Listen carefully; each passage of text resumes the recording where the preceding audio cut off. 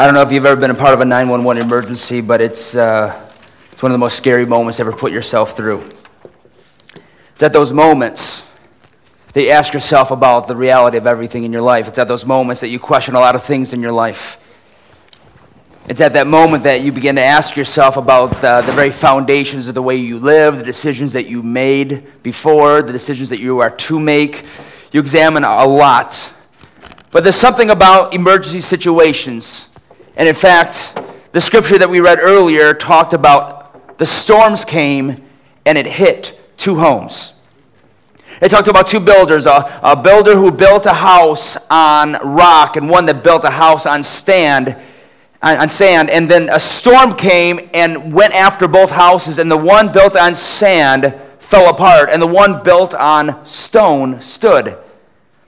See, I want you to understand something about the storm, because what happened here is what we would call the storms of life. Storms happen, and the thing I want you to understand about storms is a storm knows no boundaries and it plays no favorites.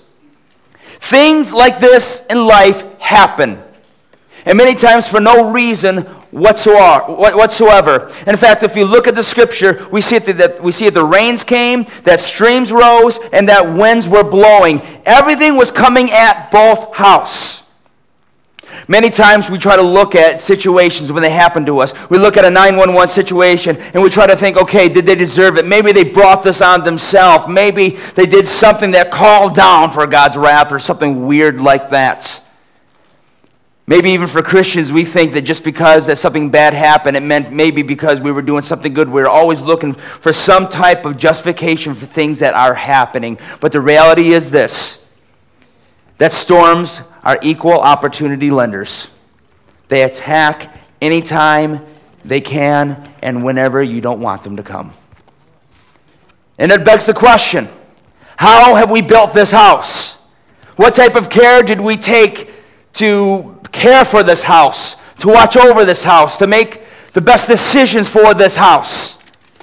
Because if you don't think about it now, I guarantee this moment that happens in your life is not the right moment to begin to review where your foundation truly is.